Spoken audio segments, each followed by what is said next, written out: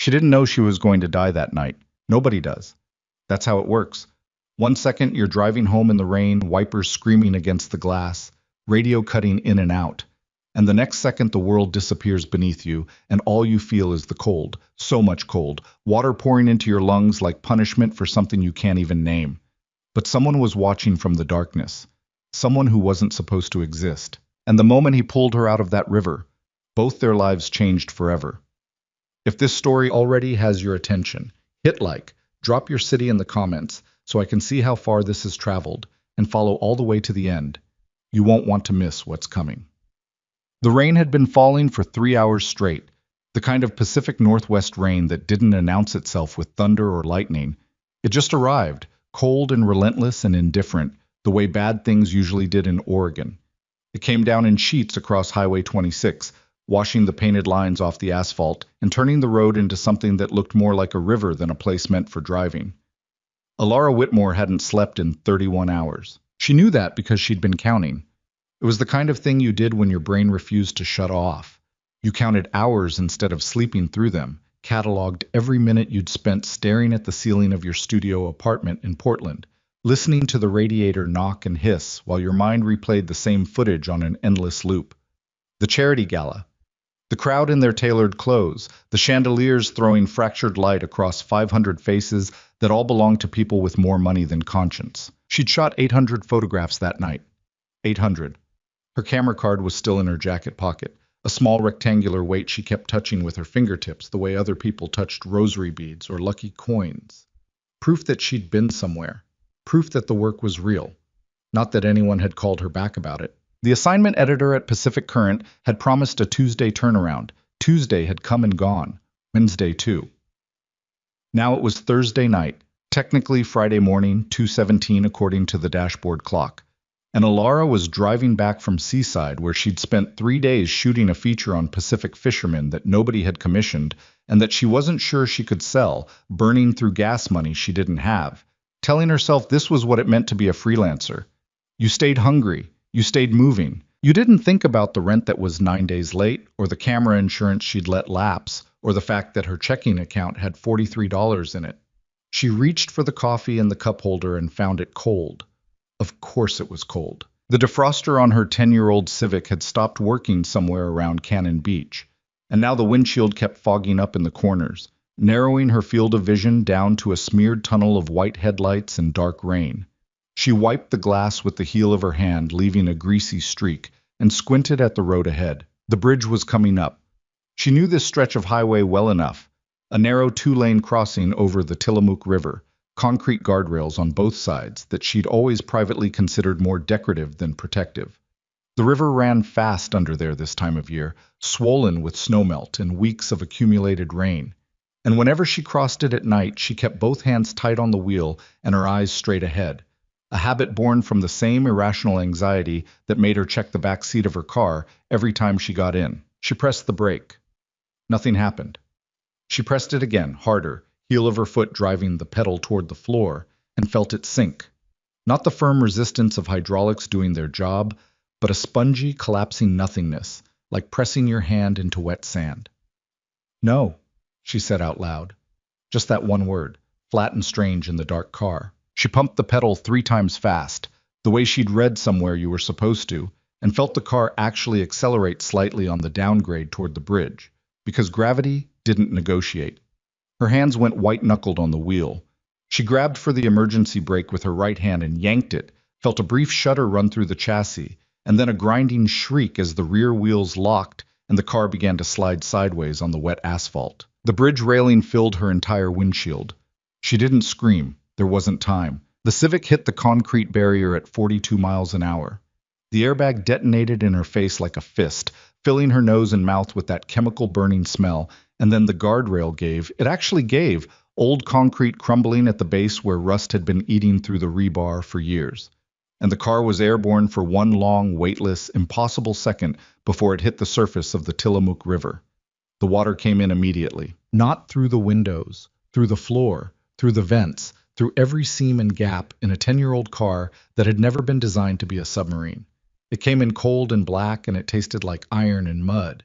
And Alara, hanging sideways against her seatbelt, hands still gripping the steering wheel out of pure animal reflex, understood in some deep, wordless part of her brain that she was going to die in this car unless she moved right now. She moved. Seatbelt first. She found the buckle by feel, fingers shaking, pressed the release, and fell against the driver's door. The water was up to her waist already. The car was tilting nose down, pivoting around its own weight, and the windshield had a crack running across it in a jagged diagonal line. She shoved at the door, but the water pressure held it shut, 400 pounds of river leaning against it from the outside. And for 2 seconds she just pushed uselessly, burning through the last of her oxygen reserve before her brain caught up. She needed a window. The driver's side glass was intact. She grabbed the headrest from behind her seat, one-handed, her other hand bracing against the roof as the car continued its slow rotation, and swung it at the window, the metal prongs first, the way she'd watched some survival video explain it 3 years ago while procrastinating on a deadline. The glass spiderwebbed. She hit it again, and it caved inward, and the river came through like something that had been waiting patiently for exactly this moment. Cold like nothing she'd felt before. Cold that wasn't a temperature so much as a presence, something with intention, something that wrapped around her chest and squeezed. She went through the window frame, shoulder, hip, the glass catching her jacket and tearing a long strip from the sleeve. And then she was out, tumbling in the black water, completely disoriented, no sense of up or down, her lungs already burning. She kicked. She'd always been a decent swimmer, lap pools in high school, nothing impressive, but her body remembered the mechanics even when her brain couldn't form coherent instructions. She kicked and clawed upward through the dark, and her head broke the surface, and she pulled in one ragged, desperate breath before the current grabbed her and dragged her sideways. The Tillamook River in late November moved fast. It didn't give a damn about her. She went under twice. The second time she wasn't sure she was coming back up. Her legs were already cramping from the cold, her waterlogged jacket and boots pulling her down, and she had that strange, lucid thought that drowning people apparently sometimes had, the one where everything gets very quiet, and you find yourself thinking about something completely unrelated. She thought about the camera card in her jacket pocket, 800 photographs, $43 in her checking account. Something grabbed her arm. Hard. Fingers like iron closing around her wrist, not gentle at all, the kind of grip that would leave bruises. She was pulled upward with a force that didn't feel entirely human, or at least didn't feel like it was struggling, and then she was coughing river water onto a muddy bank, face down in dead grass and gravel, retching. She rolled over. I was crouching over her, watching her, not with the frantic expression of someone who'd just performed an emergency rescue, with the calm, assessing look of someone taking inventory of a situation, dark clothing, soaked through, water running down his face in rivulets. Big.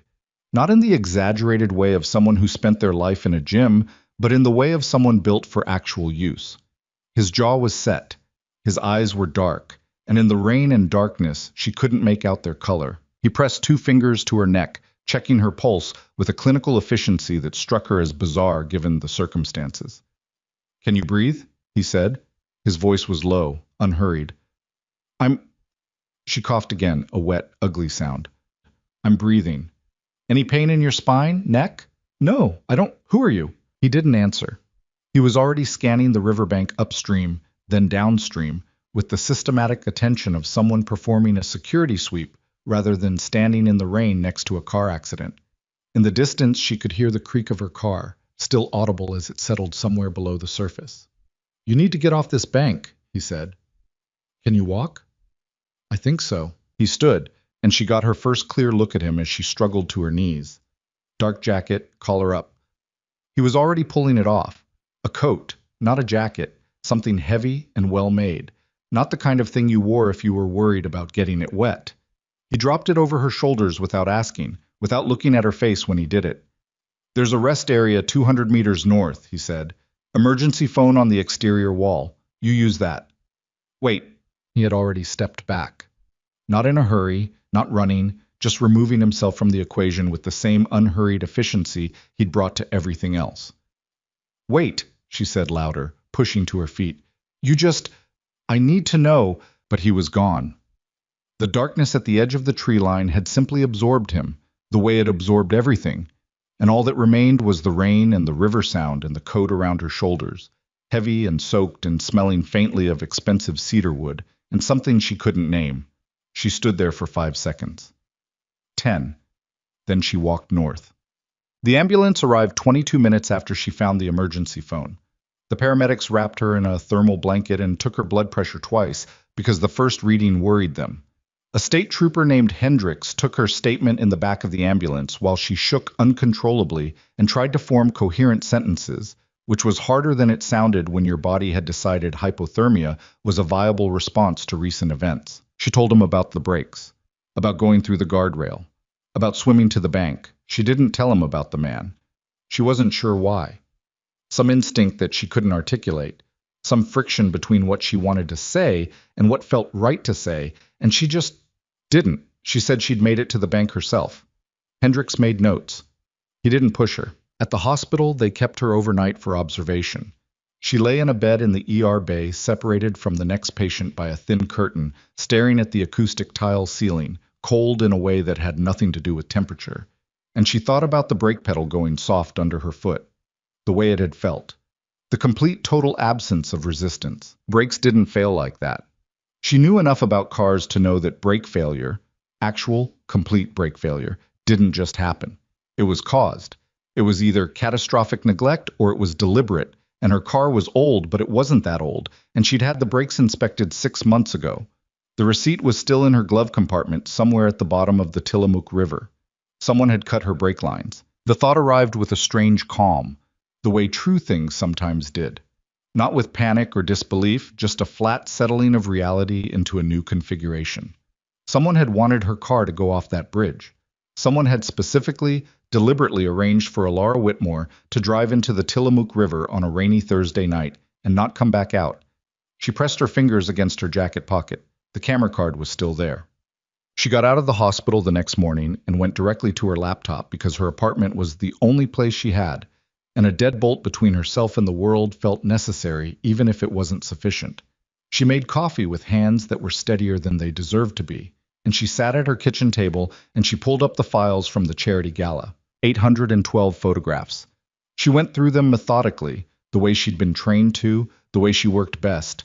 Not looking for anything specific, just looking, the way you had to if you wanted to find what was actually there rather than what you expected to find. The Harrington Foundation Gala had been a 500-person event at the Arlene Schnitzer Concert Hall, a fundraiser for Pacific Coastal Conservation, at least on paper, full of Portland money and Seattle money and San Francisco money that had traveled north for the occasion. Alara had been hired by a PR firm to shoot the event, standard corporate event photography, the kind of assignment she took when the editorial work dried up, which was most of the time. $800 flat fee, post-processing included. She'd spent 4 hours circulating through the crowd with a 35mm prime lens, shooting candids and posed groups, and the kind of environmental portraits that PR firms like to use in their quarterly newsletters. She'd been professional about it, thorough. She'd covered every corner of that venue, including, apparently, the wrong corner. She found it on photograph number 437, a wide shot of the cocktail reception room, taken from an elevated position on the mezzanine. She'd climbed up there to get an overview angle, a crowd shot, the kind of image that established scale and atmosphere. In the foreground were the usual faces, polished and social, and performing their charity. In the far background, partially obscured by a support column and the edge of a service entrance door, 2 men were engaged in an exchange that had nothing to do with coastal conservation. One was a heavy-set man in a server's uniform, but his hands were wrong, too steady, too aware, and the way he was standing had a vigilance to it that no caterer ever had. The other was in a dark suit, profile to the camera, face half turned away. Between them, just barely visible in the narrow gap between their bodies, was a case, rectangular, the kind of case that could hold medical equipment, or surveying tools, or weapons, and what appeared to be a thick envelope changing hands. The image was slightly blurred.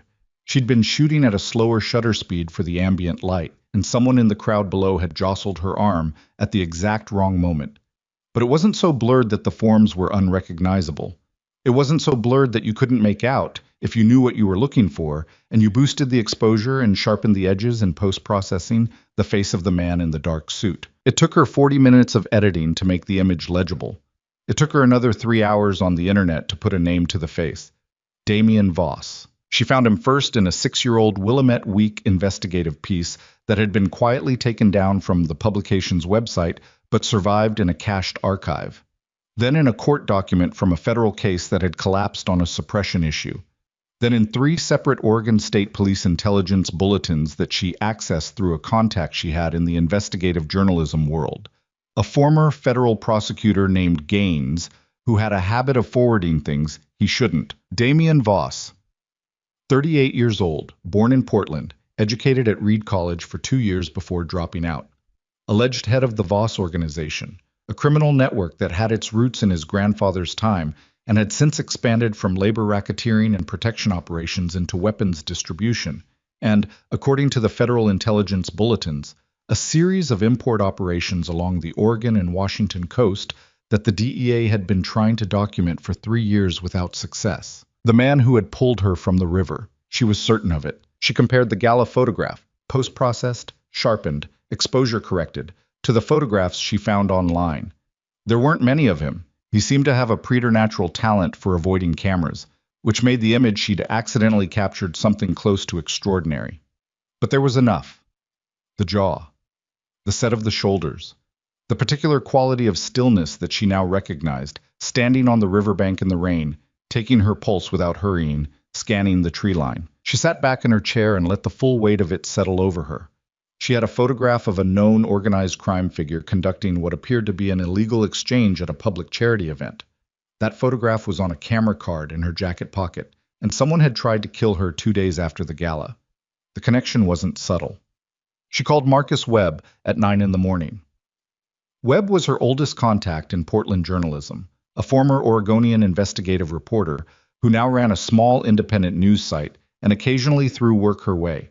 She trusted him more than she trusted most people, which wasn't saying a great deal but was saying something. "I need to talk to you about something," she said when he picked up. "In person." "What happened to your voice?" Webb said. "You sound like you gargled gravel. River water. I'll explain. Can we meet?" She told him she'd be at his office in an hour. She hung up, pulled the camera card from her pocket, and stared at it for a moment. Then she made 2 copies of the gala photographs, one to an encrypted external hard drive, one uploaded to a private cloud account she'd set up years ago for exactly this kind of situation, the kind of professional paranoia that most freelancers thought was excessive until the moment it wasn't. The originals stayed on the card. She put the card back in her pocket and went to shower and change. Webb's office was on the 3rd floor of a building in the Pearl District that also housed a tax attorney and a Pilates studio, which struck Ilara as a perfectly Portland combination. He buzzed her up without comment, and she found him at his standing desk, reading something on his screen, coffee in hand, silver-bearded and rumpled in the way of a man who had long since stopped caring what he looked like as long as the work was good. She told him everything. The gala, the brake failure, the river, the man who'd pulled her out, the photograph. He listened without interrupting, which was his best quality. When she finished, he was quiet for 10 seconds. "The image is clear enough to be usable," he said. "Clear enough. Not perfect, but clear enough. And you've confirmed the ID. As much as I can without formal documentation. Everything I've found is consistent. Same physical description, same operational area. The event location fits his profile." Webb set his coffee down. "Ilara, if this is what it looks like, I know. The people who cut your brake lines, I know, Marcus. This isn't a feature story. This isn't even an investigative piece. This is the kind of thing that gets—" "I know," she said, and her voice came out harder than she intended. "I know what it is. I'm sitting here telling you because I don't know what to do with it, and I trust you, and I need a second opinion on whether I'm seeing what I think I'm seeing." Webb looked at her for a long moment. Then he came around the desk and held out his hand, and she gave him the camera card, and he spent 15 minutes at his monitor going through the images while she drank his coffee and stared out the window at the gray Pearl District street below. "You're seeing what you think you're seeing," he said finally. She nodded. "I need to make some calls," he said. "I have a contact at the U.S. Attorney's Office. I want to feel out whether there's a federal angle here before we decide anything." "Okay. Don't go home tonight." She looked at him. "I mean it," he said. "Don't sleep at your apartment. Go stay with someone. Don't use your regular phone for anything you don't want someone to potentially listen to. And Ilara," he paused, "don't talk to anyone else about this. Not yet." She took the camera card back and stood. How long before you hear from your contact? 24 hours, maybe. I'll call you. She went back down to the street. Portland moved around her in its usual Thursday morning rhythm. Coffee shops and dog walkers, and the light rail running its route 2 blocks east. And she stood on the sidewalk outside Webb's building and thought about brake lines and river water and a man who had looked at her in the darkness with those calm, assessing eyes, and then walked away like he'd simply finished one item on a list. She pulled up her phone and searched the name again, Damien Voss. The search results were thin. The Willamette Wheat cached piece. A brief mention in a society column from 8 years ago. An event, black tie, his name listed among attendees without any context. One photograph, blurry and taken from a distance, that showed a man she was now certain was him getting into a black SUV outside a restaurant in northwest Portland. She screenshotted everything. She walked 2 blocks north away from her usual route home and flagged a rideshare rather than walking to the bus stop. She gave an address 2 streets away from her actual destination, the habit of someone who'd spent enough time around people with things to hide that some of their caution had transferred to her by proximity. She was staying with her friend Cam, a nurse who worked nights and wouldn't be home until morning, who'd given her a spare key years ago and never asked for it back. The apartment was quiet and clean and not connected to a Laura Whitmore in any database she was aware of.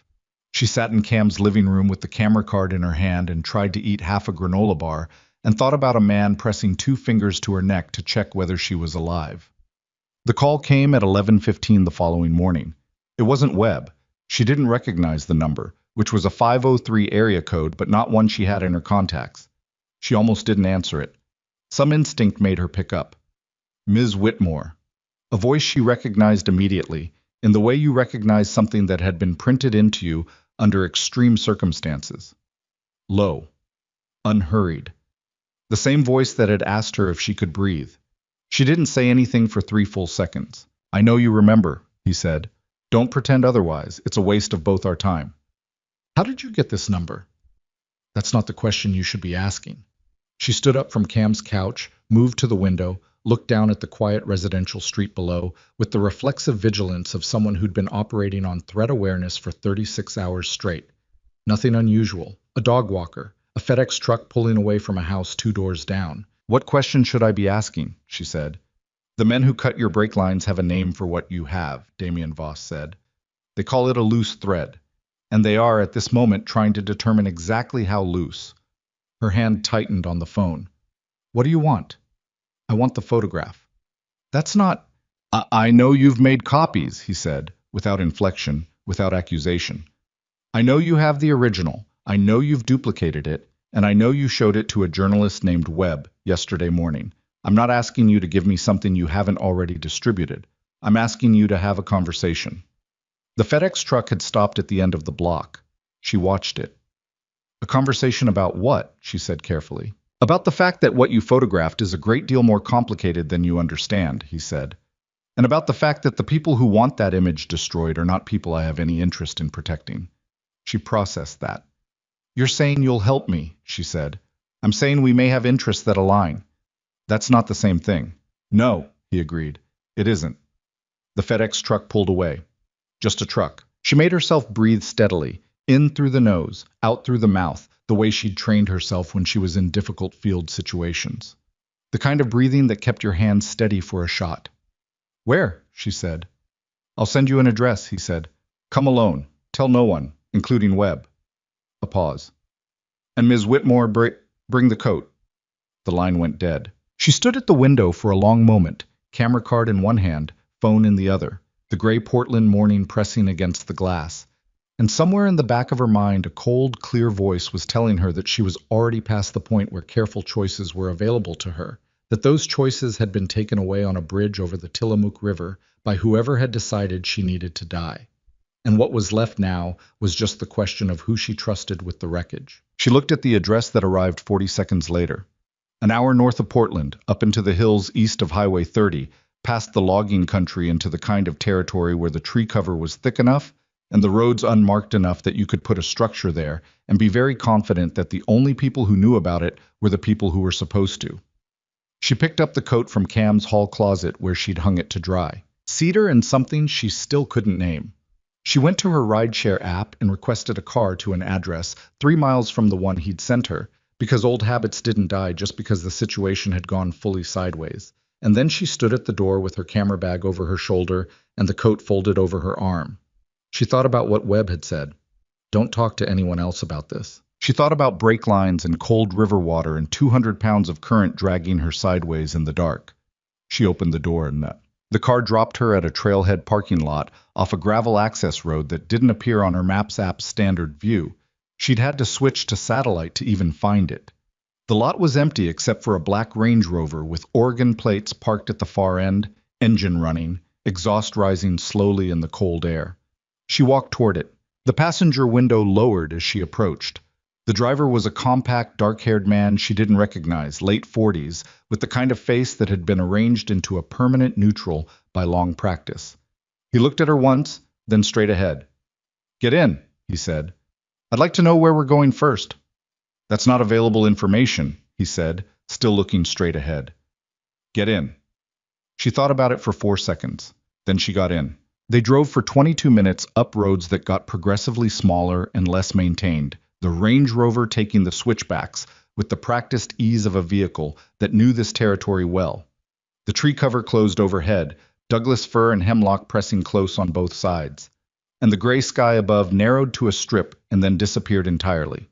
She kept her phone in her hand out of habit and watched the signal bars drop from 3 to 1 to nothing. The estate appeared at the end of a private drive behind a gate that opened before the car reached it, someone watching from somewhere, or sensors she hadn't seen. Past the gate. A compound.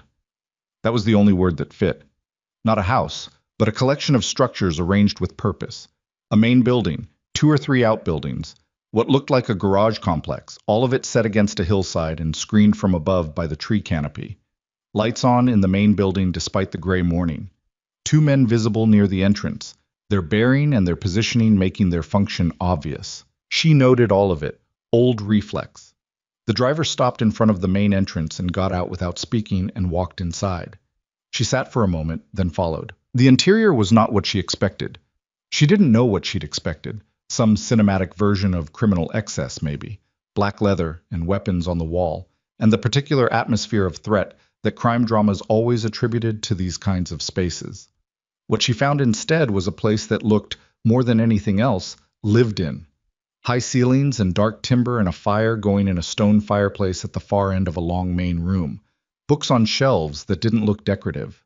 A large table scattered with maps and laptops, and the debris of people who actually worked, at it. Damien Voss was standing at the far end of the room with his back to the fire. In daylight, or what passed for it through the tall windows, she could see him clearly for the first time, taller than she'd registered in the dark. Dark-suited, no tie, the collar open.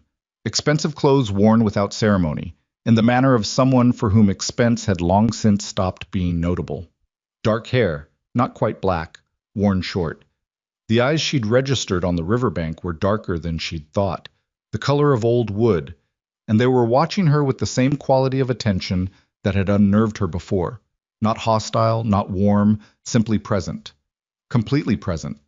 The kind of attention that felt like being measured. He said nothing for a moment. Let her take him in the way she'd taken the room. Then, "You came alone." "I came alone," she said. "You didn't tell Webb." "I didn't tell anyone." She held up the coat. "You asked for this back." He made no move to take it. "Keep it." It was an excuse to call. She set it over the back of a chair. "You know my name. You know who I met with yesterday. You got a phone number I've used for less than a week. I'd like to know how." "Resources," he said simply. "That's not an answer. It's the only one that's available right now." He moved away from the fireplace toward the table and gestured to a chair. "Sit down, Ms. Whitmore." "I'd rather stand." Something shifted in his expression. Not quite amusement, not quite respect. An acknowledgement of something. "Fine," he said, and sat himself, which she hadn't expected. Men who operated from positions of power in rooms they controlled rarely sat first. The gesture disoriented her slightly, which she suspected was its purpose. "The men in your photograph," he said. "The individual in the server's uniform is a logistics coordinator for an organization called the Salcedo Group. They operate primarily out of Mexico, but they've been building infrastructure on the Pacific coast for the past 4 years. What you photographed was the early stage of a weapons shipment arrangement, prepayment confirmation, manifests, logistics documents in the envelope. She watched his face. And you, and me, he acknowledged, without flinching. I was present at that meeting, not as a participant. That's a convenient distinction. It's an accurate one, he said. I've been building a dossier on the Salcedo Group's Pacific operations for 18 months. What you photographed was intelligence gathering. My presence at that meeting was not what it appeared to be. You're telling me you're not the criminal, she said flatly. You were there to watch the criminals. I'm telling you that my interests and the Salcedo Group's interests are directly opposed, he said. And I'm telling you that whoever you expected me to be, the reality is more complicated. She studied him. Why would I believe that? He reached into the inside pocket of his jacket and produced a small drive, which he set on the table between them. Because on that drive is 18 months of documentation that you can verify independently. Financial flows, shipment records, personnel files. Things that a man protecting the Salcedo Group would not hand to a photojournalist. She looked at the drive but didn't reach for it. They've identified you, he said. The Salcedo Group. They know your name, your address, your professional contacts. They believe you have evidence that can be traced back to that exchange. They've been debating since Wednesday whether to send another team. The word another settled in her chest like weight. The brake lines, she said. A subcontractor. Someone they use for this kind of preliminary work. His voice was neutral, almost clinical. They didn't anticipate a surviving witness. They didn't anticipate you. No, he said. They didn't. She let the silence sit for a moment. Outside the tall windows, the trees moved in a wind she couldn't hear through the glass, and the gray light had shifted slightly toward the flat white of approaching weather. What do you want from me? She said again. The same thing I said on the phone. Your photograph and mine, together, they tell a complete story. What I have documents the Salcedo Group's infrastructure. What you have documents the moment of transaction. Combined, they constitute something close to irrefutable. Irrefutable to who? The right people. That's another non-answer. He looked at her steadily. The people who can dismantle this operation without my name appearing in a federal filing, he said. I'm not in a position to explain further than that right now. She absorbed this. Thought about Webb, who she'd been told not to call. Thought about the U.S. attorney contact that Webb was supposedly reaching out to, and wondered, with a new chill, whether that was a line that had already been tapped or compromised. You pulled me out of that river, she said. Why? Something passed across his face very briefly and was gone. You were drowning. You didn't have to be there. I was there, he said. You were drowning. She held his eyes for a moment. Whatever was behind them, and she'd spent 10 years photographing people, learning to read faces the way musicians read scores. It wasn't simple. I'm going to need 24 hours, she said finally, before I agree to anything. He nodded. No argument, no pressure. You'll stay here in the meantime, he said. Her jaw tightened. That wasn't part of... The Salcedo Group has a standing team in Portland, he said. They know your movements. The friend whose apartment you were using, the nurse Cam, her address is in their file. If you leave this compound in the next 24 hours, I cannot guarantee your safety. She stared at him. I'm not making you a prisoner, he said. I'm telling you what the situation is. She looked around the room, the books on the shelves, the fire, the maps on the table. 24 hours, she said. He stood. I'll have someone show you to a room. He was halfway to the door when she spoke again. Voss? He stopped. The person who arranged to have my brakes cut, she said. Are they still alive? He turned and looked at her over his shoulder. Those dark eyes, unhurried as always. What do you want the answer to be? She didn't say anything. He walked out of the room. She stood in the warmth of the fire in a fortified compound in the Oregon hills, surrounded by men with weapons and a man she didn't understand, with a story building in her camera card that was bigger than anything she'd ever shot, and she thought about the feel of the current dragging her under in the dark, and the hand that had closed around her wrist. And she thought, everything is already different. She just didn't know yet exactly how different it was going to get. The room they gave her was on the second floor, east-facing, with a window that looked out over the tree line and a lock on the inside that she tested twice before she was willing to sit down on the edge of the bed. The furniture was plain and solid. A bed frame of dark timber, a dresser, a writing desk, a lamp that threw warm light against the wood-paneled walls. Someone had left a stack of folded clothes on the dresser, women's clothes in roughly her size, which told her either that Damien Voss kept a supply of such things on hand for reasons she didn't want to think about too carefully, or that someone had moved very quickly after she'd agreed to stay. She didn't change. She sat on the edge of the bed in her own clothes, which were still slightly stiff from the river, and she listened to the compound. It had a sound, this place. Not the sound she would have expected. No raised voices, no sense of menace in the walls. What she heard was the low register of a working building. Footsteps in corridors. A door closing somewhere below. The distant sound of what might have been a generator, steady and mechanical. Once, voices. Two men speaking in a shorthand she couldn't parse from this distance, clipped and functional. She picked up her phone out of habit and stared at the blank signal indicator. No bars. She was completely dark. She set the phone face down on the writing desk and put the camera card beside it and the external hard drive she'd brought in her bag beside that. And she sat in the lamp-lit room and tried to think clearly, which was harder than usual because her body still hadn't fully forgiven her for Wednesday night. There was a low, persistent ache in her left shoulder from hitting the car door. Her hands had a slight tremor that came and went. Every time she closed her eyes, she felt the current pulling at her legs. She opened them again. Think. What she had. Images. Documentation. A story that was real and verifiable and big enough to matter. What she didn't have. Any way to verify a single thing Damien Voss had told her. His version of the gala, intelligence gathering, opposed interests, 18 months of dossier work, was internally coherent, which meant nothing. Internally coherent was the baseline requirement for a good lie, what she couldn't explain away. The drive he'd put on the table. The fact that he hadn't taken the camera card when he'd had the opportunity, in the ambulance aftermath, when she'd been hypothermic and barely functional. The fact that she was in a room with a lock on the inside rather than the outside. None of that proved anything. She was still running it in circles when the knock came at her door, around 7 in the evening, and she opened it to find a woman standing in the corridor. Late 50s, silver hair pulled back severe, a face that had been handsome once, and was now something better than handsome, authoritative in the way of a person who had earned it through a long series of difficult decisions. "Dinner," the woman said, not an invitation. "I'm not hungry." "That's irrelevant," the woman said. "You haven't eaten since this morning. Come down." Alara looked at her for a moment. "Who are you?" "Marta," the woman said, as if that answered the question completely. The kitchen was at the back of the main building, separated from the formal spaces by a corridor, and it was large and functional and smelled like garlic and something slow-cooked and good. 3 men she hadn't seen before were eating at one end of a long table.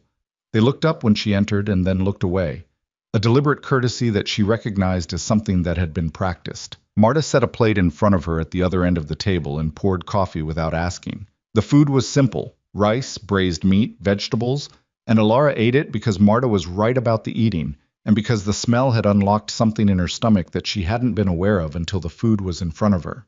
Damien came in while she was on her second cup of coffee.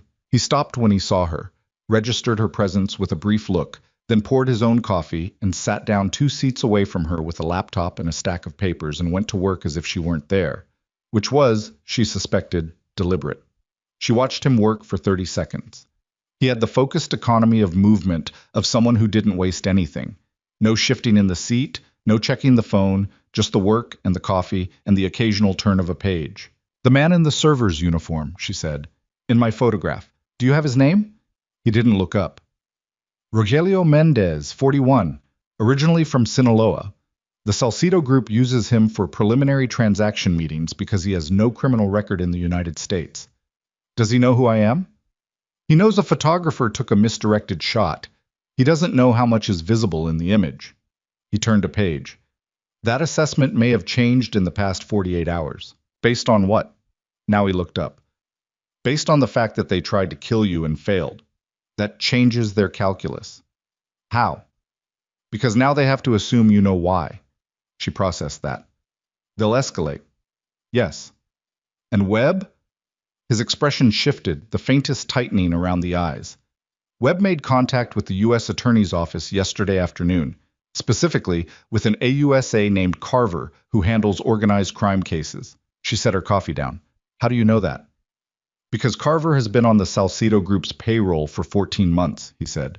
Within 2 hours of Webb's call, Mendez's handler was briefed that a Portland journalist named Marcus Webb had brought forward photographic evidence from the Harrington Gala. The kitchen was very quiet. The three men at the far end had finished eating and left without her noticing. Webb is in danger, she said. Webb is already being watched, Damien said. I have someone on him. He's currently at his home. He's safe for now. She stared at him. The flatness in his voice, not cold exactly, but deeply, professionally controlled, was the most unsettling thing about him. She was beginning to understand. Not cruelty. The absence of any performance at all. You have someone watching my contact, she said carefully, without my knowledge. Yes, that's not... I made a decision with available information, he said. Webb made a call I anticipated. Carver is a compromised official. The sequence was predictable. It's not your call to make. Someone needs to make it, he said simply. He closed the laptop. You can be angry about that. It won't change what's useful to be angry about and what isn't. She held his gaze and felt a complicated heat moving through her chest that had several components she didn't fully want to examine. You anticipated Webb's call, she said. How? You couldn't have known which contact he'd use. I knew he had two routes, Damien said. Federal or independent. Carver is the federal contact every independent Oregon journalist uses for organized crime tips. It's a known channel. Known to you. Known to people who pay attention. She pushed back from the table. I need to warn Webb. You have no signal. Then give me a phone that, if you contact Webb right now, from this compound or any number connected to me, you tell the Salcedo Group's monitoring network exactly where you are. He said it without inflection, without frustration. You wait until morning. I'll have a clean line available. She stood at the edge of the kitchen, jaw tight, the anger moving through her, looking for somewhere to go. She didn't argue because she couldn't find the flaw in his logic, which was its own kind of infuriating. Good night, Ms. Whitmore, he said, and opened the laptop again. Possum. She didn't sleep well. This was not surprising. At 3 in the morning, she gave up on the pretense of it and sat at the writing desk with the lamp on low and went through the drive he'd given her on her laptop. The files were extensive. Spreadsheets, scanned documents, photographs, audio transcriptions. She spent 2 hours cross-referencing what she could against things she could verify from memory or from files she had locally stored, and by 5 in the morning she had confirmed enough to accept that the documentation was real, not fabricated. The financial records had internal consistency across too many variables to be constructed. The personnel files included identifiers that matched public records she could verify. The shipment documentation had routing codes that correlated with actual Pacific port manifests, which she knew because she'd done a story on port security 2 years ago and still had reference material from it. Damien Voss had been building a case against the Salcedo Group, which still didn't tell her who he was building it for, or what he intended to do with it, or what role he'd had in the operation before deciding to document it. It didn't clear him of anything. It just complicated the picture considerably. She closed the laptop as the gray light started coming through the window, and she could hear the compound beginning to move below her. He found her in the main room just after 7, standing at the tall windows with a coffee she'd made herself in the kitchen after Marta had appeared, silently deposited supplies, and disappeared again without offering conversation. He was carrying a phone. Burner, he said, clean number. Webb won't recognize it, but tell him the exchange rate on the Tillamook. He'll understand it's you. She took it. The phrase was something she and Webb had established years ago, a verification code from a story they'd worked on together that involved sources who needed confirmation of identity. The fact that Damien Voss knew it meant his intelligence on her was deeper than she'd assessed. She filed that away and stepped out onto the covered exterior walkway to make the call. Webb picked up on the second ring. It's me, she said. The exchange rate on the Tillamook is 37. A pause. Where the hell have you been? Somewhere safe. Listen to me carefully. Carver is compromised. Do not... Marcus, listen. Do not send anything to Carver. Do not contact him again. Treat everything you told him as burned. Another pause, longer. She could hear him breathing, processing. How do you know that? I'll explain when I can. Are you at home? Office. Leave. Go somewhere they don't know. Don't use your regular route. Ilara, what is going on? Where are you? I can't tell you right now. I'll be in contact in 24 hours. Please, Marcus, move. She hung up before he could ask more questions she couldn't answer, and stood on the walkway with the cold Oregon morning against her face and the smell of fir trees and wood smoke and the particular texture of a situation that had already escalated beyond any parameters she'd originally set for it. She went back inside. Damien was at the table with two other men she hadn't seen before, one young, sharp-faced, with the particular restless alertness of someone who operated on not enough sleep as a lifestyle choice, and one older, heavy-set, with careful eyes. They stopped talking when she came in. "I need to be part of whatever conversation is happening," she said. The young one, sharp-faced, watchful, looked at Damien. Damien looked at her. "Sit down." She sat. The young one was introduced as Reyes. No first name offered, none given. The older one was Callum, which she suspected was also not his full name. Both were introduced without title or explanation, in the manner of people whose function was self-evident to everyone in the room who mattered. "The Salcedo Group moved an asset into Portland last night," Reyes said. He had a slight Pacific Northwest flatness to his consonants and the rapid-fire delivery of someone who organized information by urgency. "Rios. He runs their domestic enforcement. He doesn't get activated for peripheral problems." "What's a peripheral problem?" Ilara said. "One loose photographer," Reyes said, without particular unkindness. "Rios coming in means this got elevated. Someone above Mendez made a decision." "Why would they elevate it?" she said. "If all they know is that a photographer has a blurry image, they don't think that's all you have anymore," Callum said. His voice was quiet and measured, the voice of a man who'd spent decades in rooms where the wrong word had real consequences. Carver briefed them on Webb's contact. Webb told Carver you had significant photographic evidence. That's the language he used. She absorbed that. Webb overstated it. "Webb is a journalist," Callum said, without judgment. "He led with the most compelling version." "And now Rios is in Portland," she said. "As of 4:30 this morning, yes." She looked at Damien. He was watching her with that complete unnerving attention. "And Webb?" "We're watching Webb," Damien said. That's not enough." "I know." He looked at Reyes. "Move him." Reyes nodded once and stepped out of the room with a phone already in his hand. She watched this happen, a decision made, implemented, in the time it took to nod, and felt something she didn't entirely like feeling, which was the recognition that this operational efficiency was genuinely useful, that in the specific context of what was happening to her, the particular skill set assembled in this room was exactly what the situation required. She didn't like feeling that because it made the calculation complicated in ways she didn't have bandwidth for. "What does Rios do?" she said. "Specifically." Callum and Damien exchanged a look so brief it was almost imperceptible. "He makes problems disappear," Callum said. She held that for a moment, looked at the table, looked at Damien. "All right," she said, "then we need to move faster than they do. What does combining your documentation with my images actually give us? Who can we take it to that isn't compromised?" Damien leaned forward slightly. For the first time, she had the sense of something shifting beneath the controlled surface, something like focus sharpening. "That's the right question," he said. "I'm a journalist," she said. "It's what I do." Something moved at the edge of his mouth. Not quite a smile. "There are two federal prosecutors I believe are clean. One in Seattle, one in San Francisco. Neither has organizational crime jurisdiction over Oregon, but both have the standing to escalate to someone who does. The problem is documentation delivery, getting what we have to them in a form that creates an obligation to act rather than an opportunity to bury. Publication," she said immediately. "You publish it simultaneously. You take it to a federal prosecutor and you publish it. The moment it's in print, you can't bury it." "Publishing it means your name is on it," he said. "It confirms to the Salcedo Group that you have what they think you have." "My name is already on it," she said. "The moment Carver told them about Webb's call, my name was on it." He looked at her steadily. "Yes," he said. "It is." She felt the weight of that confirmation land somewhere in her chest and stay there. She'd known it since the kitchen last night, since the moment he'd said Carver is compromised.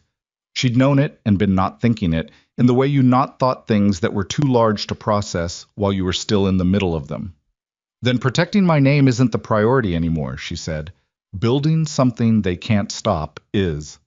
They worked through the morning and into the afternoon. She and Damien at the main table, documents spread between them, laptops open, the drive's contents mapped against her gala images in a cross-reference matrix that was her idea, and that he executed with a systematic efficiency she found, against her judgment, genuinely impressive.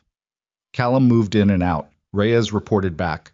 Webb had been moved to a clean location, a contact of Reyes in southeast Portland, a woman named Park, who ran a small translation business and had been doing operational favors for Damien's network for 3 years without incident. The first time their hands nearly touched, reaching for the same document at the same time, both pulling back at the last second.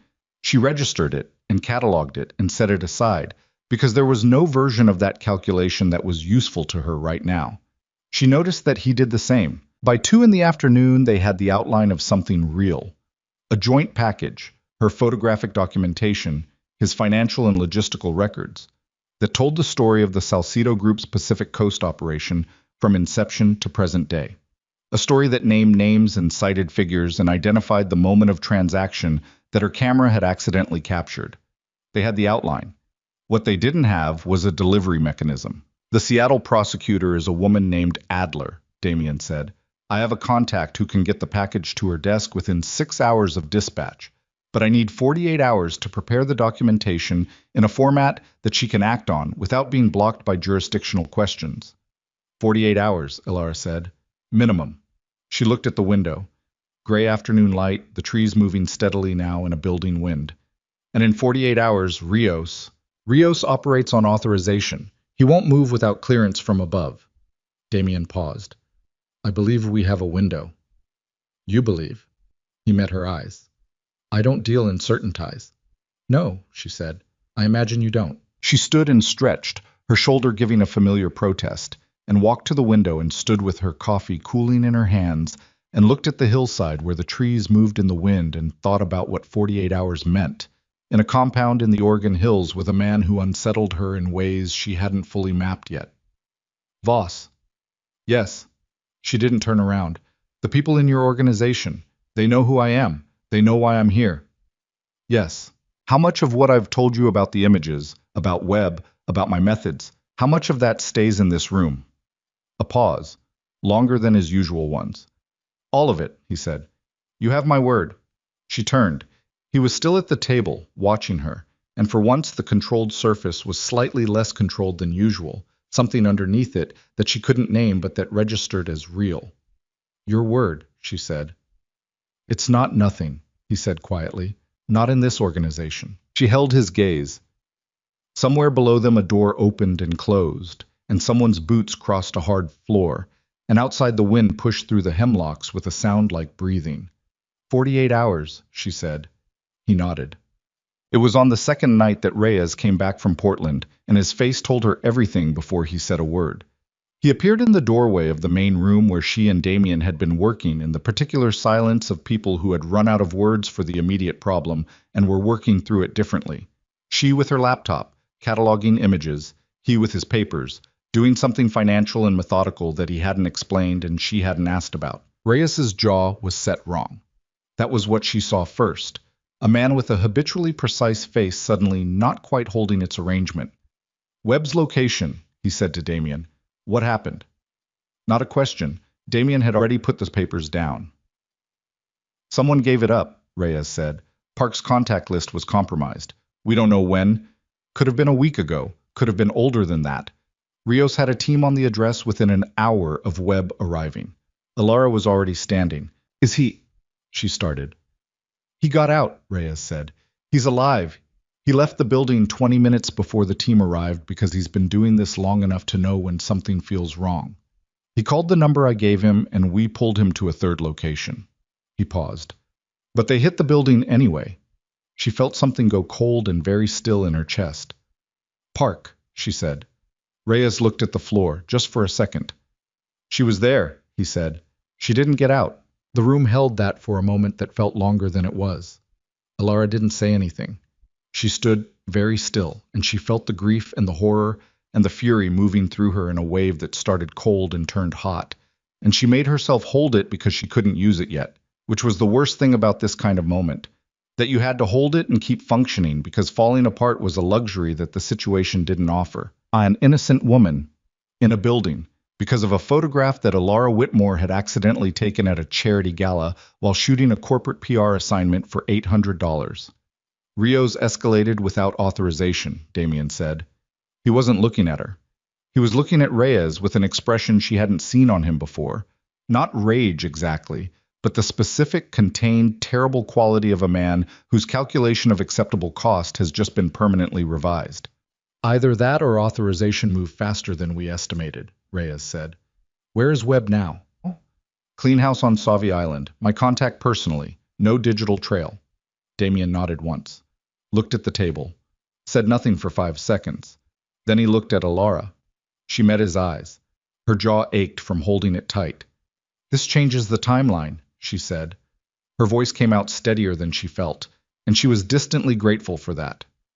Yes, he said. We can't wait 48 hours. No. Then what do we have, she said. Right now. What can we move right now? He held her gaze for a long moment, and she saw it. The moment he made a decision, visible in the slight shift of his jaw, the breath he drew. Not performance. Commitment. More than I've given you access to, he said. She stared at him. There are things I held back, he said. Insurance. Things I kept compartmentalized because I didn't know how far I could trust. He stopped. Started again. There is a second layer to what I've built. It names people higher than Mendez and higher than Rios. It goes up. How high? She said. And before he could answer, the first explosion tore through the night, close enough to rattle the windows and throw light across the tree line, and every alarm in the compound went live at once. The explosion came from the east perimeter. Alara knew it was east because the windows on that side of the main room blew inward first, not shattering, just flexing violently in their frames. A pressure wave that hit her chest like a fist and made the lamp on the table swing on its cord.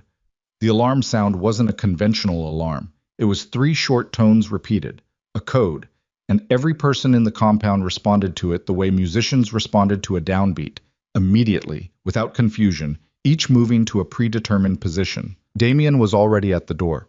Stay here, he said. It's not a request. He looked at her with a directness that left no space for argument. Reyes materialized at his shoulder. On her. Then Damien was gone into the corridor and she could hear him outside, his voice low and clipped, coordinating something she couldn't see, and Reyes was positioning himself between her and the east-facing windows, with his hand inside his jacket and his eyes moving in a systematic pattern across every entry point in the room. She stood in the middle of the floor and made herself breathe. Think. What do you know? One thing at a time. The explosion had been perimeter, not interior. That meant breach attempt, not successful breach. The alarms were coded, which meant the response was organized. She was in a room with a trained operative, and a man she was increasingly certain had run scenarios exactly like this one in his head many times before. She was not, at this precise moment, dead. That was the baseline. Build from there. How many ways out of this building? She said to Reyes. He glanced at her. 4 ground level, 2 elevated. And the vehicles? Garage on the north side. Is it on the same perimeter as the explosion? He looked at her differently now. No. Opposite side. Then that's where we go, she said, if this room becomes untenable. He didn't argue with her. That told her something about his training. He was evaluating the logic, not the source, which meant he was good at his job. A second concussion, further away, southeast. The lamp swung again. Her heartbeat was fast, but not uncontrolled, and she noticed that with a detached clinical interest, the way she'd noticed things under pressure in the field before, in Juarez, in the aftermath of the port fire in Astoria, the 3 times she'd been in situations where something had gone wrong and her body had elected to stay functional rather than panic. She'd never fully understood it. She was grateful for it. Reyes had his phone out, listening to something through an earpiece she hadn't noticed before. East fence is down, he said, but they haven't pushed through. Why not? Testing response. He was moving toward the corridor door as he said it. Standard probe. They want to know what they're walking into before they commit. Then we have a window. Maybe 5 minutes. Where's Damien? Command position, north building. He held the door. You were right about the garage. They moved through the compound in the dark and the cold, Reyes ahead and slightly left, his hand out of his jacket now invisible, and Alara 2 steps behind with her camera bag on her shoulder because she'd grabbed it without deciding to, pure reflex. The way a photographer's body made certain choices independent of the rest of them. The compound was a different place at night under threat. What had seemed almost calm in the daytime, functional, inhabited, the particular texture of a place where work got done, had stripped down to its actual nature. She could see it now.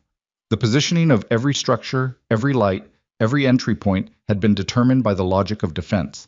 This place had been built by someone who expected exactly this. She filed that away. The north building was a lower structure attached to the main building by a covered walkway, and she heard Damien before she saw him. His voice, still controlled but operating at a different register now, something harder underneath it, speaking to 2 men she recognized from the perimeter crew. He saw her and Reyes enter, and his expression did something quick and complicated that resolved back into control so fast she almost missed it. Almost. "Garage," he said to Reyes. "Take her to the second vehicle. Keys are in it." "I'm not leaving," Alara said. "There are 8 armed men on my east perimeter. I know, I heard the second explosion. They're probing, not pushing, which means they don't know your layout, and they're waiting for information." She held his gaze. "Which means someone told them where this compound was and told them to wait for further instruction. This isn't a full assault, it's a message." I was looking at her with that measuring expression she was starting to recognize as his version of surprise. "She's not wrong," Callum said from somewhere behind her. She hadn't heard him come in. Damien looked at Callum. Something passed between them. "Rios doesn't probe," Callum said quietly. "He hits. This isn't Rios's operation." The room held that for a moment. "Then whose?" Reyes said. Nobody answered. And the silence had a quality to it, a texture of something known but not yet said, that made the back of Alara's neck go cold. She looked at Damien. His jaw was set. His eyes had moved to the window, the dark tree line, and whatever he was seeing or not seeing out there, he had gone somewhere internal, some rapid assessment that she wasn't party to, and she recognized with certainty that he already knew the answer to Reyes's question. "Voss?" she said. He came back. Looked at her. "Whose operation is this?" A long beat. The alarms had gone to a single sustained tone, lower, and somewhere outside she could hear vehicle engines. "There's something I need to show you," he said. "Both of you." He looked at Callum. "The room."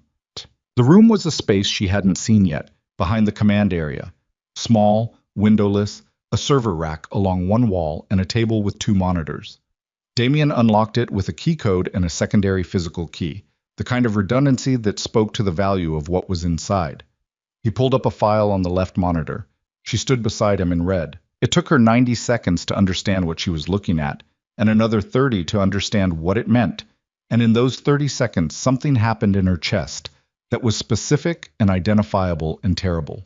The particular sensation of a structure you'd been relying on giving way. The file was a financial record, a payment record, to be specific. Transfers, carefully layered, running through 4 shell entities before arriving at a final destination. She followed the chain with the methodical attention of someone who'd spent enough time looking at financial documents to read them the way other people read text. The final destination was a corporate entity registered in Delaware. The corporate entity's beneficial owner, listed in the registration documents in the 4th attached file, was a name she recognized. Marcus Webb. She didn't move, didn't speak. Her eyes went back to the top of the document and read it again, because the first reading could always be wrong. The first reading was always conditioned by expectation. And a good photographer and a good journalist both knew that you never trusted the first reading of anything. The second reading said the same thing. Marcus Webb had been receiving payments from a Salcedo Group shell entity for 11 months. "How long have you had this?" she said. Her voice was absolutely level. 6 weeks, Damien said. She turned and looked at him. Something in her face made Reyes take a half step back. 6 weeks, she said. I couldn't verify it completely until 6 weeks. Her voice had changed now, the levelness cracking along a specific line. While I was trusting him, while I was going to him with information about, with everything, with the photograph, with Carver, with my location, Alara, don't. She stepped back from the monitor. Her hands were doing something she couldn't entirely control, a fine, rapid tremor that had nothing to do with cold. He told me not to go home. He told me not to contact anyone. He was the one who suggested Carver. She was talking to herself now as much as to anyone. The one who suggested Carver was the one being paid by the people who cut my brake lines. She stopped, breathed. Park, she said. The woman who died. Rios hit that location within an hour of Webb arriving. 1 hour. That's not a compromised contact list. She looked at Damien. Webb told them. His expression confirmed it without words. He told them where he was going, she said. Which means he knew Reyes was connected to you, which means he was feeding information this entire time. She felt something harden in her chest, a rapid crystallization of grief into something less manageable and more useful. From the beginning. When I came to him with the gala photographs, he wasn't calling the U.S. attorney to help me. He was calling to report what I had. The brake lines were already in motion before your meeting with Webb, Damien said carefully. He didn't initiate the threat against you, but he amplified it. He confirmed what you had. He confirmed it to Carver, who confirmed it to the Salcedo group. She pressed the heel of her hand against her sternum, a physical gesture against something that felt physical. I gave him everything. I told him about you. I told him about the compound. She looked up sharply. This attack. He gave them a location window, Callum said from the doorway. He'd followed them in, and she'd forgotten he was there. Not precise coordinates. Webb didn't have precise coordinates, but enough to narrow the search. Enough for an 8-man probe team to find your east perimeter, she said. Yes, Damien said. She stood in the small, windowless room with the server rack humming and the monitor throwing blue light across Damien's face, and she held the entirety of it in her mind. 11 months of payments, Park's name, the explosion outside, Marcus Webb's voice on the phone telling her to move, go somewhere safe, don't use your regular number. All of it reorganized now around a different center of gravity, all of it meaning something different than it had 48 hours ago. How was my most trusted contact, she said. Flat. Not asking for sympathy, just stating the fact of it the way you'd state a measurement or a distance. 12 years. Nobody said anything. There was nothing useful to say. She looked at Damien. Where is he right now? Sovi Island, Reyes said. The clean house. He's still there? As of 40 minutes ago. She looked at Damien. He was watching her with an expression she couldn't fully decode. Not pity, not calculation, something in between that had a quality of genuine attention to it. I want to talk to him, she said. That's not, I want to talk to him, she said again. In person. Elora, if Webb knows you're alive and has a working line to the Salcedo group, he doesn't know I'm here. He thinks I'm in the wind. She held Damien's gaze and felt the new hardness in her chest and recognized it for what it was, the specific resolve of someone who has had something taken from them and decided not to absorb it quietly. I'm not asking you to send a team to extract him. I'm asking you to take me there. The two of us, clean, no flag. I sit across from him and I find out exactly what he gave them and exactly what they know. You're a photographer, Reyes said, not unkindly, not an interrogator. I've been sitting across from people who didn't want to tell me things for 10 years, she said without looking at him. I'm very good at it. Damien held her gaze for a long moment. Then he said, we deal with the perimeter first. It took 40 minutes.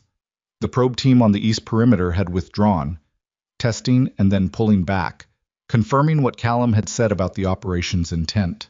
A message, not an assault. We know where you are.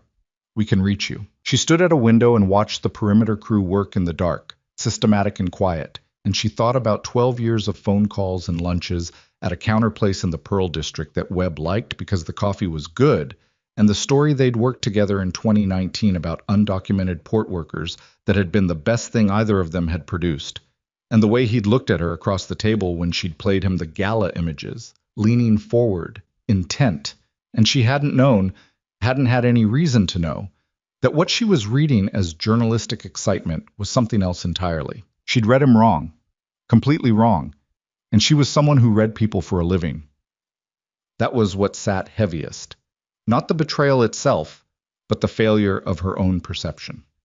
They reached Sovi Island just after 2 a.m, Damien driving, one of Callum's men in the vehicle behind them, the roads empty and black and slick from earlier rain. The clean house was a single-story structure set back from the road behind a screen of alder trees, the kind of place that looked like a fishing cabin and had been used as one, once, before Reyes's network had acquired it for operational purposes. A light was on inside. Damien cut the engine 100 meters from the driveway. He can't know I'm coming, she said. He won't. You go in first. Tell him you have a new development. You need his assessment. Something that requires his expertise. He'll want to seem useful. Damien looked at her in the dark of the car. And then? Then I come in, she said, and we see what his face does. The thing about a trained photographer was that you developed a very specific relationship with the human face. You learned to see it faster than it could manage itself, faster than the conscious mind could instruct it to perform. A face could lie. A face could not lie fast enough. Damien went in alone. She waited 4 minutes by the clock on the dashboard, which was 4 minutes of sitting in a dark car on a dark road, while her blood moved fast and everything in her was very awake, very present, the way it had been in the river, the way it had been on the riverbank. She got out and walked to the house and opened the door. Webb was sitting at a small table with a coffee mug, and Damien was standing near the window. And when she came through the door, Marcus Webb's face did 3 things in less than 1 second. First, recognition. Second, relief. Genuine, unmistakable. And then, just behind it, almost simultaneous, something else. A recalibration. The eyes going fractionally flatter, the shoulders settling differently, the smile that came up half a beat too late. Third, the managed version. The friend.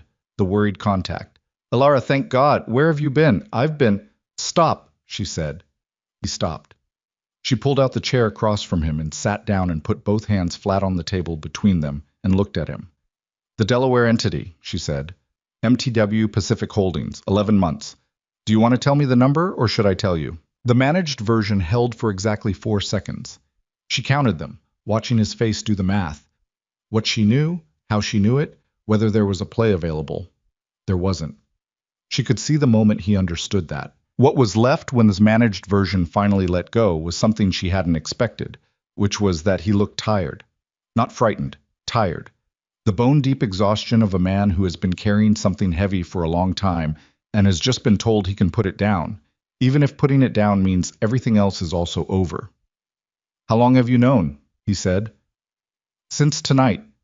He nodded slowly. His hands were around the coffee mug. The compound. They found it. You gave them enough. I gave them a radius, he said. Elara, I didn't know they were going to send a team. I didn't know about the woman. He looked at the table. I didn't know about Park. Did you know about my brake lines? A long pause. I knew they were planning something, he said. I didn't know what. I told myself it was just surveillance, that they just wanted the card. He exhaled. I told myself a lot of things. She looked at him. Why? It was the only question that mattered. Everything else, the mechanics, the timeline, the specific transactions, she could reconstruct. The why was the thing she needed to hear him say. He turned the coffee mug in his hands. 3 years ago, I was inside a story about Salcedo's port operations. I had a source. They found my source. And they came to me and they said, they were very clear about what would happen if I published. He looked up. I have a daughter. She's 11. The room was very quiet. So you buried it, she said. I buried it. And then they wanted more than silence. They wanted a set of eyes in the journalism community. Someone who could tell them when things got close. He put the mug down. I told myself I'd never let anyone get hurt. Park is dead, Marcus. His jaw worked. He didn't say anything. She sat with him in that silence for a moment, and she felt the grief and the fury, and underneath both of them something colder and more complicated, because she understood the mechanism of it, understood how a person got from there to here through a series of individually survivable compromises, and understanding it didn't forgive it, but it made it real in a way that pure rage couldn't accommodate. What did you tell them about me? She said. Everything. From the beginning, he told her. It took 20 minutes. She listened without interrupting, cataloging, organizing, identifying every piece of intelligence that had moved from her through Webb to the Salcedo network over the past 5 days. The photograph, her copies, the compound's approximate location, Reyes's connection to Damien's network, the plan to reach a prosecutor. When he finished, she looked at Damien, who had been standing at the window the entire time, still as something load-bearing. They know about Adler in Seattle, she said. They'll move to block the approach before we can make contact. Damien nodded once. And they know about the second layer of your documentation, she said. or they know it exists. Yes, he said. She looked back at Webb. He was watching her with the expression of a man waiting for a sentence to be read. She didn't feel the satisfaction she'd expected to feel. She didn't feel much of anything that was simple. You're going to help us fix this, she said. He blinked. Not because I forgive you. Because a woman is dead. And because the people who paid you for 11 months also put me in a river and you are going to carry that. She leaned forward slightly. And because you have a daughter, Marcus. And the only version of the next year where she still has a father is the one where you help us finish this. Webb looked at the table. His throat moved. What do you need? He said. She sat back. Her shoulder ached. The tremor in her hands had been gone for the last 40 minutes, and she noticed that too, the way her body had made another of its quiet decisions about what the moment required. Everything they think they know about our plan, she said. Every piece of information you gave them, we're going to use against them. Every assumption they've built on your intelligence, we're going to let them keep until we're ready to move, and then we're going to move in exactly the opposite direction than they're expecting. She could feel Damien looking at her from across the room. There's one more thing, she said to Webb. The second layer of Damien's documentation, the names above Mendez and Rios. What did you tell them about it? I told them you had access to a source with significant organizational intelligence, Webb said. I didn't know specifics, but they know it exists. Yes. She looked at Damien. How high does it go? He held her gaze, and in the low light of the Savi Island cabin, with the rain starting again outside and Webb's coffee going cold between them, he finally said the name he'd been holding back. She heard it, and understood immediately why the Salcedo group wasn't just sending Rios. They were sending everything. The name Damien said in that cabin on Savi Island was Senator Raymond Holt. Elara knew the name. Everyone in the Pacific Northwest knew the name. 3 terms in the Senate, infrastructure champion, the man whose face appeared on the cover of Oregon Monthly twice in the last decade with headlines about coastal economic renewal and maritime development funding. A man so thoroughly embedded in the architecture of Pacific Northwest public life that removing him would require something close to demolition. She stood in the low light of the cabin and let the full weight of it reconfigure everything. Holt has been providing federal cover for the Salcedo Group's port operations for 6 years, Damien said. His voice was level but had that different register underneath it, the one she'd heard during the attack.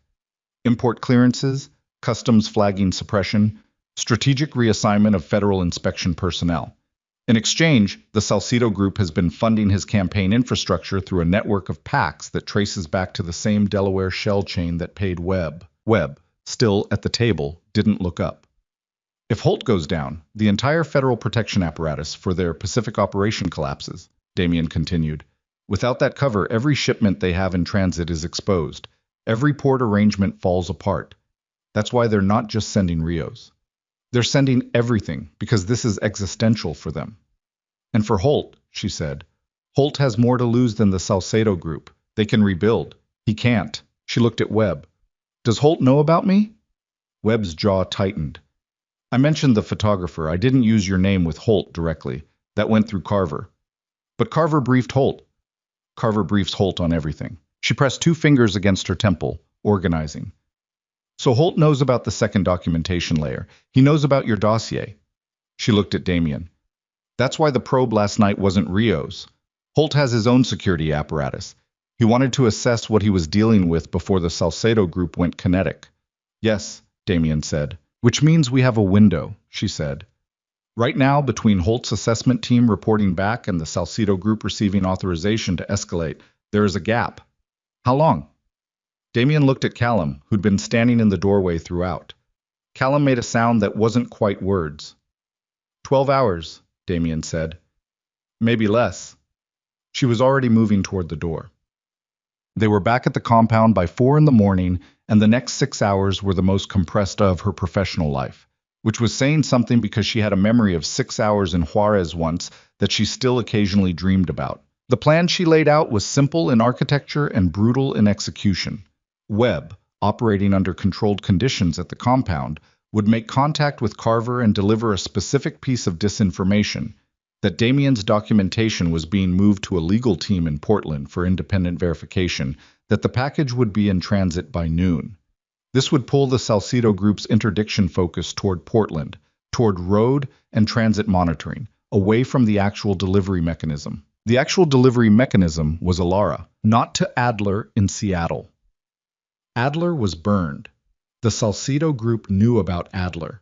Instead, she'd spent 40 minutes on a clean line in the early morning hours, reaching a contact she hadn't used in 3 years, a woman named Tereko Sato, who ran the investigative desk at a national outlet with Washington Bureau access and the specific professional credibility to put a package in front of a federal official in a way that created an immediate obligation to act rather than an opportunity to suppress. Tereko had asked 3 questions, listened to the answers, and said, "Get me the package by 2 p.m. and I'll have it in front of the right people by 4. That was the mechanism. The problem was the distance between 4 in the morning and 2 in the afternoon, across territory that the Salcedo group was actively monitoring, with a senator's private security operation also now in play. Damien sat across from her at the main table as she laid it out, and he listened the way he always listened, completely, without interrupting. And when she finished, he said, "Webb making that call is the weakest point. I know. If Carver doesn't believe him, Carver will believe him because Carver has been believing him for 11 months, and people believe what their history tells them to believe." She held Damien's gaze. "Webb is very good at this. That's the thing I've had to accept. He's been very good at this for a long time." Something moved in Damien's expression. Not pity, acknowledgement. "You're certain about Sato," he said. "As certain as I am about anything right now, which isn't much, but she's the best I have." "All right." He stood. "Then we move at 9. Potam." Webb made the call at 8:47. She stood in the doorway of the communications room and watched him do it, his voice completely steady, completely natural. The voice of a man who'd been performing a version of himself for 11 months and knew every note of it. Carver believed him. She could hear it in the quality of the call's end. Carver asking 2 clarifying questions, Webb answering them with precisely calibrated detail, and then a silence that meant Carver was already composing the message he'd send to the Salcedo group's handler. Portland. Noon. Documentation in transit. Webb hung up.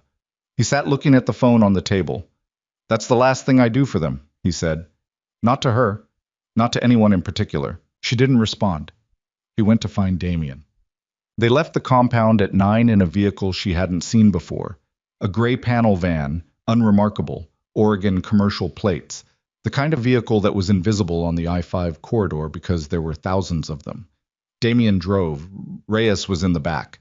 She was in the passenger seat with the package, a waterproof case containing the complete combined documentation, her gala images, and Damien's 18 months of intelligence, cross-referenced and formatted by the 2 of them through the night.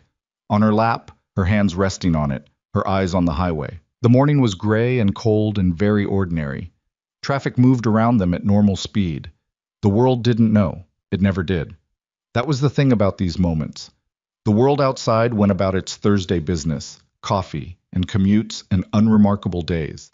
While inside a gray van on a Pacific Northwest highway, 3 people carried something that could dismantle a senator's career and a cartel's infrastructure, and it looked like nothing at all from the outside. "Reyes," Damien said quietly. "Got one," Reyes said from the back. "Black Tahoe, 4 vehicles back, been with us since the junction." Her stomach tightened.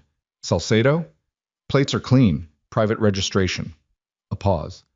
"Holt's people." So Carver had briefed faster than they'd expected, or Holt had his own monitoring that didn't depend on Carver's timeline.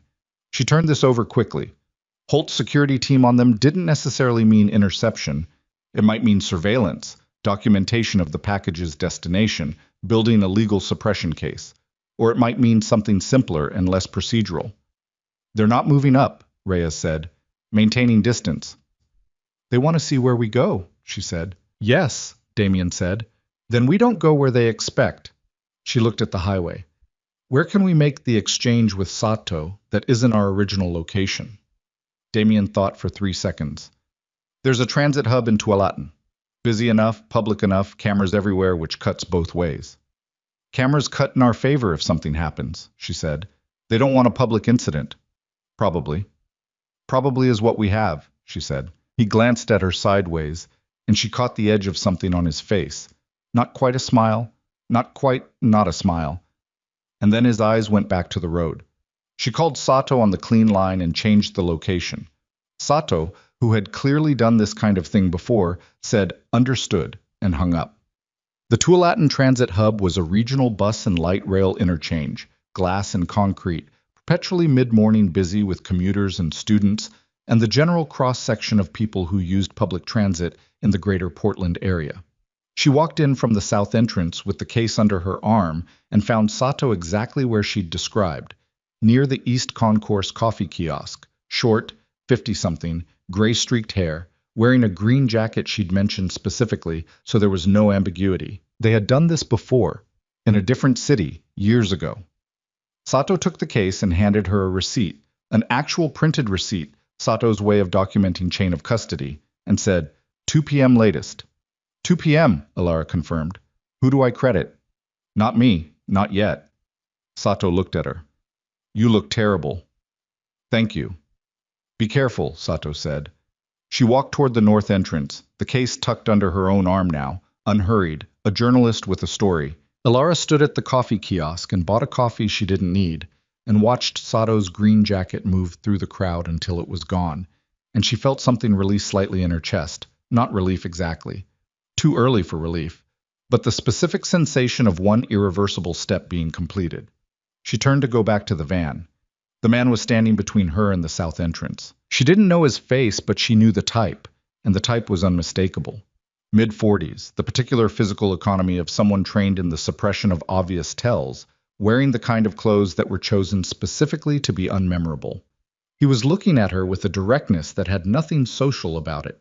He said, Miss Whitmore, we'd like to speak with you. She looked at his hands. Empty. She looked past him at the south entrance. Two more, positioned outside the glass, visible from this angle. She looked at him again. Senator Holt sends his regards, she said. Something in his face confirmed it without moving. She calculated the case was gone. Sato was gone.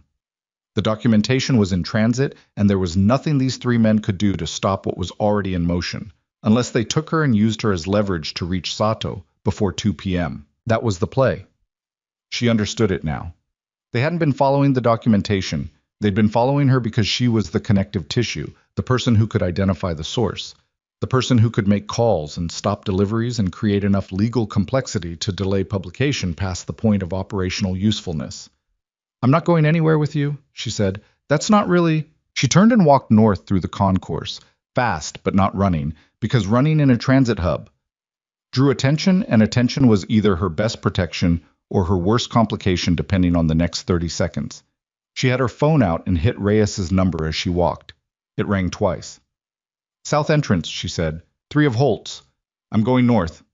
She heard Reyes say something clipped to Damien and then movement sounds. She went through the north entrance into the gray morning and turned east along the concourse exterior and felt the footsteps behind her before she heard them, that specific pressure of pursuit that she'd felt once before, in Juarez, and that her body apparently stored in a memory separate from her conscious mind because her legs were already moving differently, already adjusting. Stop. His voice from behind her, louder now, the professional neutrality giving way to operational urgency. She didn't stop. She went around the corner of the building and almost walked directly into Damien, who took her arm, not rough, precise, and redirected her toward the van, which was idling 15 feet away with Reyes behind the wheel. They were in and moving before the man in the unmemorable clothes cleared the corner. She looked back through the rear window. He'd stopped. He was on a phone, his face doing something she recognized as the controlled expression of a man reporting an outcome that was not what his employer expected. She turned forward. Her coffee was still in her hand. She'd somehow kept it through all of that. Holt, Damien said. 3 of his. They wanted me to call Sato. Use me to stop the delivery. She took a breath. They'll try to reach Sato directly now. She needs to know. Damien handed her the clean phone. Sato picked up on the first ring. I know, she said before Alara spoke. I've got 2 on me as of 5 minutes ago. I made them in the parking structure. Her voice was professionally calm. The package is not with me. Alara closed her eyes for 1 second. Where is it? With my courier, already en route. These gentlemen are welcome to follow me wherever I go. A pause. I've been doing this for 23 years. Tell your source I've navigated worse. She hung up. Alara set the phone down and looked out the window at the gray highway and felt the enormous, peculiar tension of a situation that was both completely out of her hands and completely dependent on what she'd done with her hands in the past 6 hours. Reyes was driving. Damien was in the passenger seat. The van moved north and east, back toward the compound, and no one spoke for several miles. Then Damien said quietly, without looking at her, "You did well." She didn't say anything. The coffee was cold in her hand. "I mean that," he said. "I know you do," she said.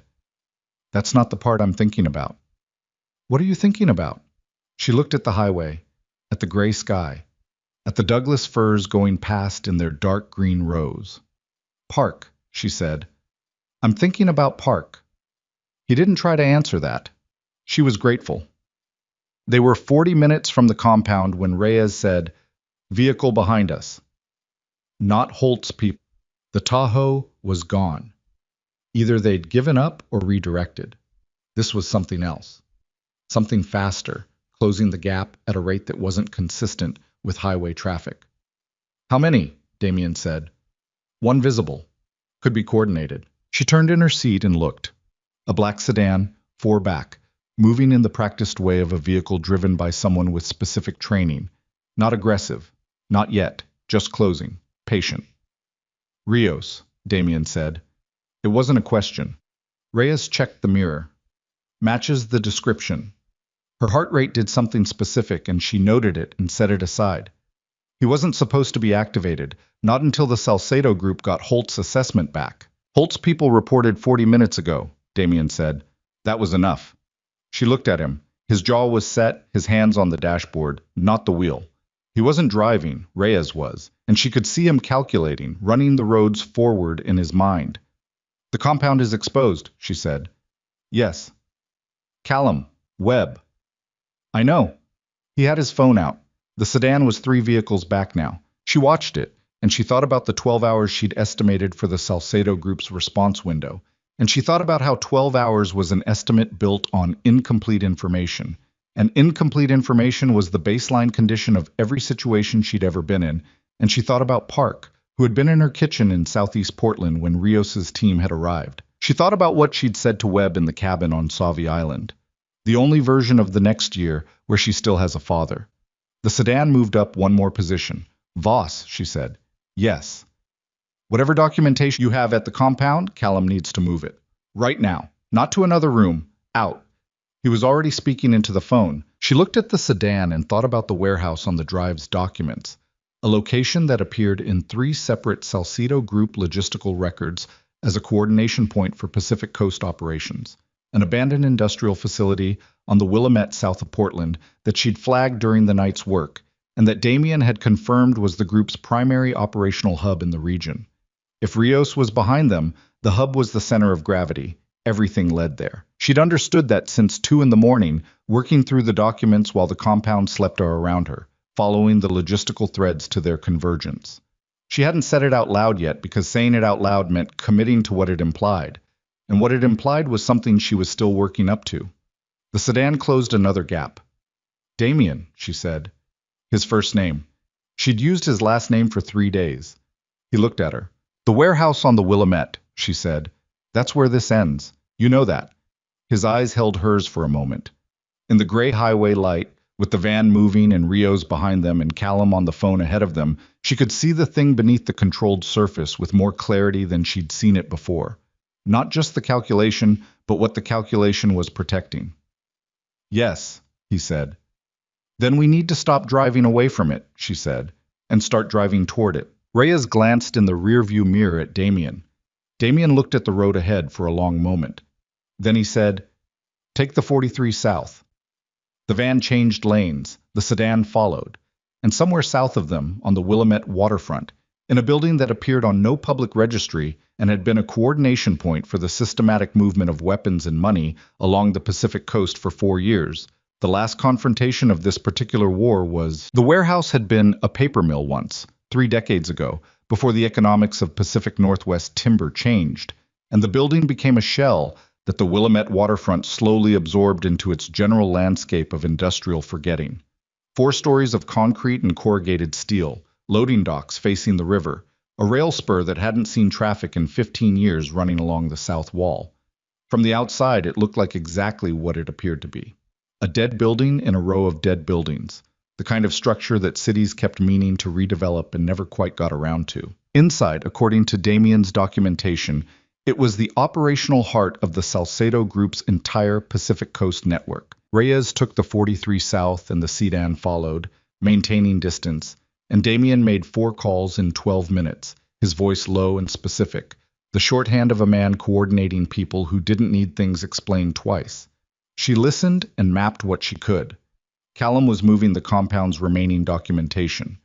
3 of Damien's people were already south of them. 2 more were coming from the east side of the river. How many do they have inside? She said during a gap between calls.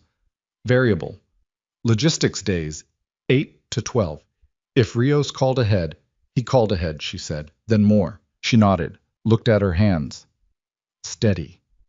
She was past the point where her body was going to give her useful information about the wisdom of what they were doing.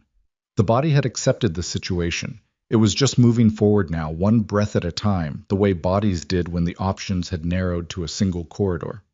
There's something I need to say to you, Damien said. She looked at him. Before we get there. He was looking at the road, his profile in the gray light, jaw set in that familiar way. What happens inside that building? I can't control all of it. I want you to understand that. I know.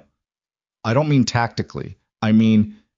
He stopped, started again, and she could hear the cost of it, the particular friction of a man who'd spent years making his words economical, suddenly requiring more of them. If something goes wrong in there, if I can't... He stopped again. Damien, she said. He looked at her. I know, she said again, and meant it differently this time. He held her gaze for 2 seconds, then looked back at the road. Reyes, in the front seat, said nothing. He had the quality of a man who knew when to be furniture. They left the van 4 blocks north of the warehouse in a lot behind a closed marine supply company, and the sedan that had been following them overshot their position by half a block before whoever was driving understood what had happened, and by that point Reyes was already moving and the sedan's ability to reposition was complicated by Damien's 3 people who had materialized from the east side of the street with a coordination she could see had been rehearsed, not improvised. She didn't watch how that resolved. She was moving south with Damien through the cold morning river smell and the specific Portland waterfront quiet of an industrial block before business hours, the camera bag still on her shoulder because she had not once put it down and didn't intend to. You brought your camera, he said, not quite a question. I always bring my camera, she said. He didn't tell her to leave it. She was grateful. The warehouse's south entrance was a personnel door set into the loading dock wall, steel-framed, coated lock that Damien bypassed in 40 seconds with a device Reyes had handed him in the van. The particular competence of a man who had planned this approach before tonight, even if tonight was when it became necessary. The door opened onto a stairwell that smelled of river damp and machine oil and something chemical she couldn't identify. She followed him up. Second floor was storage, crates, unmarked, in configurations that told her things she didn't need specific knowledge to understand. She photographed 2 of them from the stairwell door without stopping, pure reflex, the shutter sound swallowed by the ambient noise of the building's ventilation. Damien glanced back at the camera, and his expression was unreadable, but he didn't stop her. 3rd floor was where the voices were. She heard them before the stairwell door, a low register of Spanish and English moving back and forth, the sound of a working room rather than a tense one. People who didn't yet know that the morning had gone sideways. Damien stopped on the landing and held up one hand, and she stopped, and they stood in the stairwell breathing quietly while he listened. He held up 3 fingers. She understood. 3 voices, meaning at minimum 3 people, probably more. He looked at her, held her gaze, then pointed at her, then at the wall beside the stairwell door, and made a staying motion. She shook her head. His jaw tightened. She shook her head again and held up the camera, and he read what she was saying. I'm documentation. I'm the reason we're here. I'm not waiting in a stairwell. And she could see him calculating the argument and the counter-argument and the time it would take to win it versus the time they had. He moved to the door. She followed. What happened in the next 4 minutes she would remember afterward, in the specific fragmented way of extreme experience. Not as a continuous sequence, but as a series of high-resolution images, which was perhaps appropriate. The room was large and lit by work lights strung from the ceiling beams, 4 men visible initially. the nearest one turning toward the door with an expression of pure operational surprise that lasted less than a second before training took over. Damien moved into the room with a directness that was nothing like violence in the movies, none of that choreography, just a controlled and systematic efficiency that was harder to watch than choreography because it was real. Reyes had come through a secondary entrance she hadn't known about, north end of the floor, and the coordination between them had the quality of something deeply practiced. She was against the east wall, camera up, shooting. The muscle memory was absolute, her body holding the professional position while her mind did something else entirely, some split state she'd experienced before in difficult field situations, where the photographer and the person inhabited the same physical space without fully overlapping.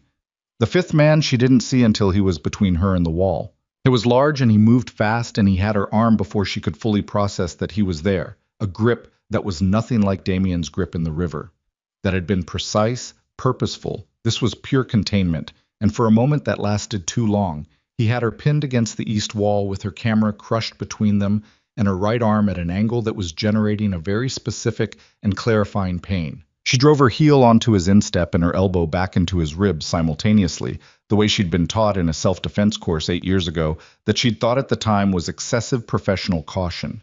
He didn't release her arm, but he moved, slightly, enough, and she torqued sideways and got her back to the wall and got a half-second of space. Damien crossed the room in 3 steps, and she didn't see exactly what happened next because she was looking at the floor, catching her breath, holding her right arm against her chest, where something in her shoulder was singing a very high note. When she looked up, the man was on the floor and Damien was standing over him and breathing, actually breathing, for once the controlled surface not entirely in place, his eyes finding her across the room. "Elara, I'm fine," she said. Her shoulder wasn't fine, but that was a later problem. His eyes moved over her face and hands the way they had on the riverbank, that clinical inventory. And something in his expression when he confirmed she was functional was not clinical at all. He looked away. Rios was on the 4th floor. She knew it was Rios because when they came through the stairwell door, he was the only man in the room who didn't move. 4 others moved, toward secondary exits, toward cover, the various responses of people operating on threat response training. Rios stood at the center of the room beside a table covered in documents and a laptop showing what appeared to be port manifests, and he watched Damien come through the door the way you watched something you'd been expecting. He was smaller than she'd imagined from the description. Late 40s, compact, with a stillness about him that she recognized as the same quality Damien had, the absence of unnecessary movement, except where Damien's stillness felt like contained precision. Rios's felt like compressed violence, the specific quality of something waiting for permission. "Voss," he said. "Rios," Damien said. They looked at each other across the room for a moment that had the particular texture of 2 men with a significant shared history that was about to conclude. "The photographer," Rios said. He looked at her. His eyes were dark and entirely flat. "The loose thread." "The journalist," she said, because she was tired of being called a photographer by men who meant it as a diminishment. Something moved in his expression. Not offense. A small recalibration. "The package is already in transit," she said. "Sato has it. By 2 p.m. it's in front of a federal official who isn't Carver and isn't reachable by Senator Holt's people. Whatever you do in this room doesn't stop that." Rios looked at Damien. "She's right," Damien said. Rios was quiet for a moment. She watched him process it. Not breaking, nothing as dramatic as that, just the specific stillness of a man doing rapid strategic arithmetic and arriving at a sum he didn't like. "Holt," he said finally. "Holt is in the documentation," Damien said. "Everything. 6 years. He'll fight it." "He'll lose," Damien said. Rios looked at the table, at the port manifests on the laptop. She had the sense of watching a man understand very clearly that the structure he'd operated within for years had just lost its foundation, that the federal protection that had made the Pacific Coast operation viable was gone, that what remained was the arithmetic of what happened to men like him when the architecture collapsed. He moved fast. She'd expected it, and she still almost didn't track it. A weapon from somewhere at his back, not pointed at Damien, pointed at her, because she was the documentation. She was the connective tissue. She was the one who'd made calls and built the package. And if she was gone, there was a version of the argument that the chain of custody broke. Damien moved at the same moment. The shot was loud in the concrete room, loud in a way that wasn't like the movies, a physical impact of sound that hit her chest and rang in her ears. And for one suspended moment, she genuinely didn't know if she'd been hit, because the shock of the sound and the shock of the motion were indistinguishable from each other.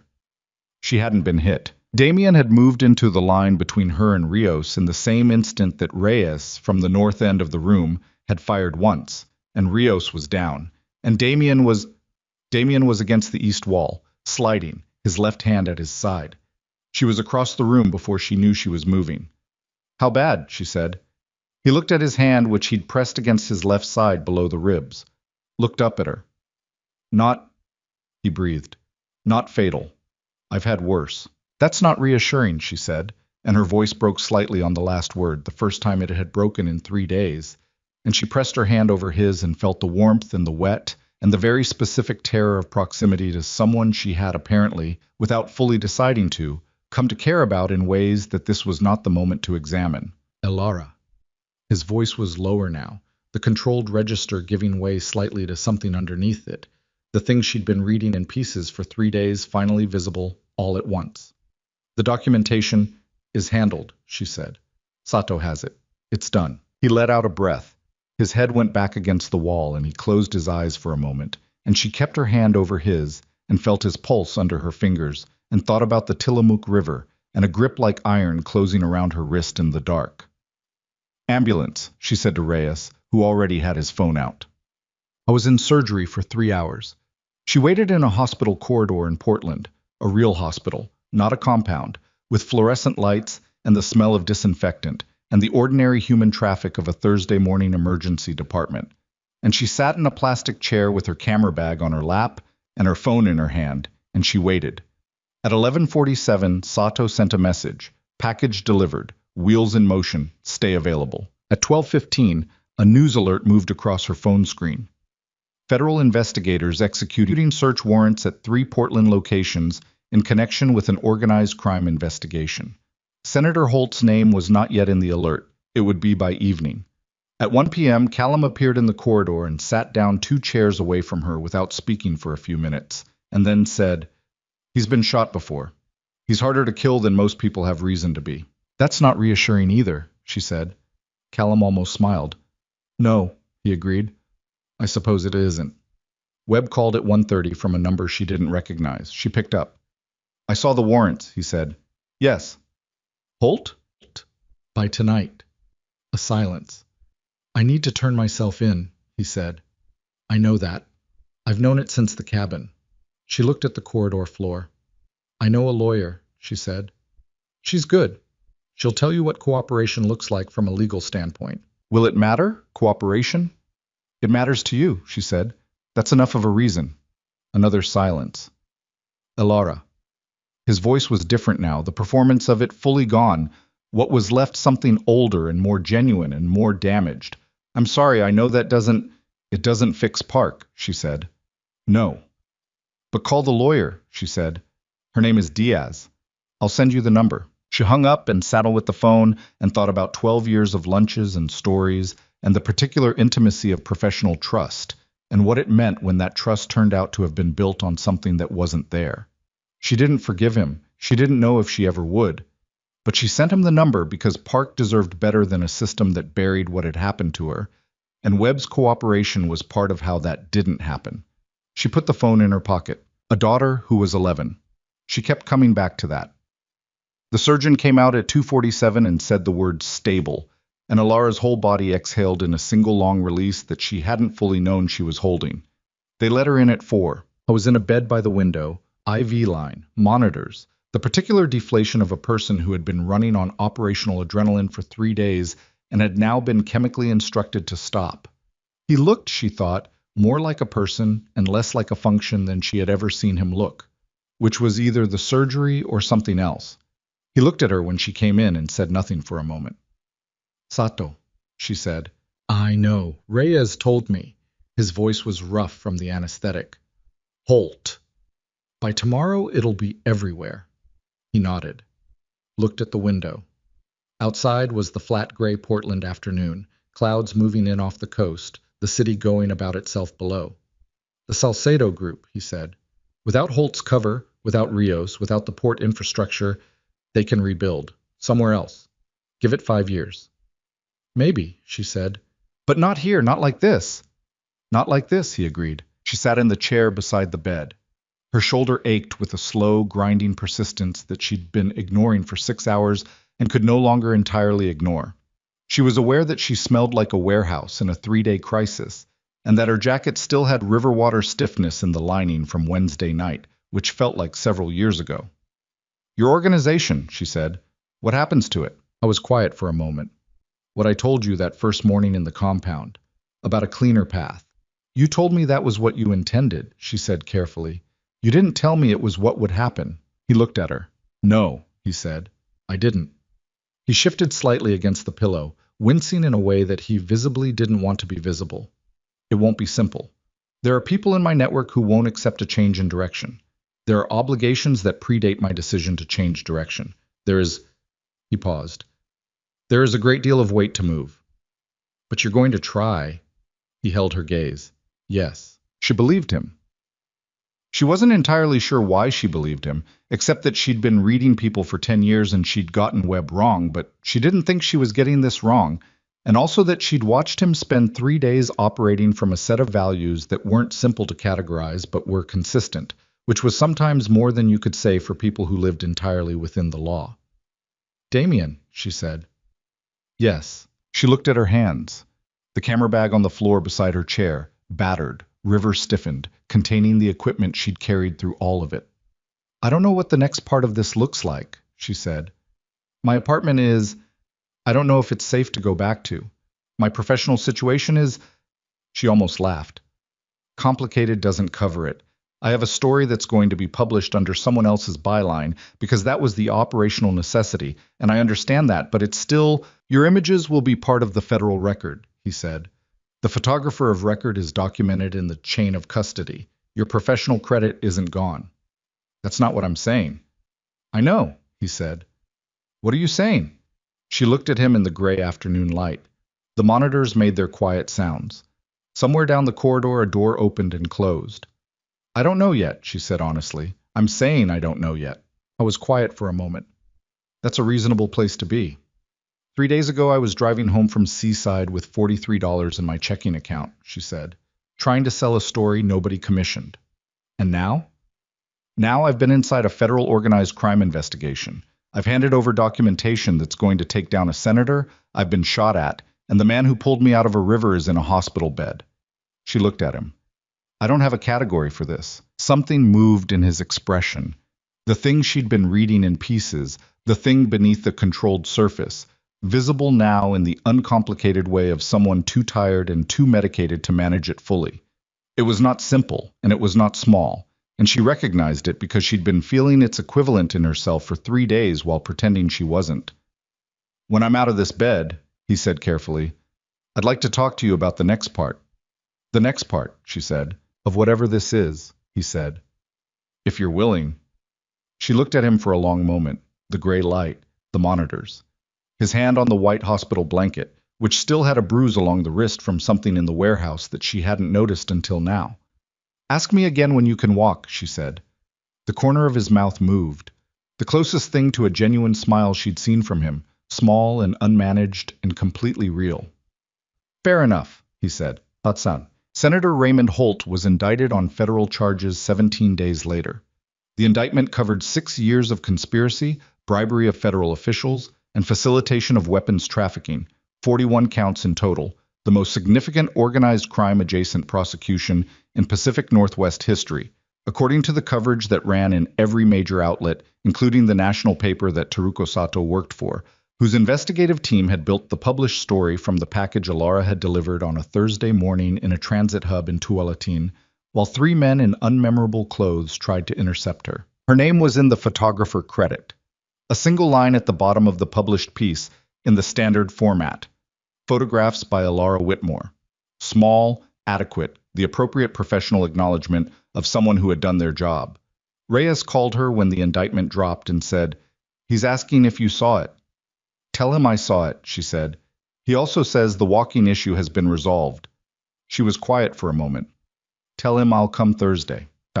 Marcus Webb entered into a cooperation agreement with federal prosecutors 6 weeks after the indictment. The agreement required full disclosure of his 11 months of payments and intelligence activity, testimony in the proceedings against Carver and two other compromised officials, and a guilty plea on a single conspiracy count. His lawyer, Diaz, who was as good as Ilara had said, negotiated a sentence that kept him out of prison.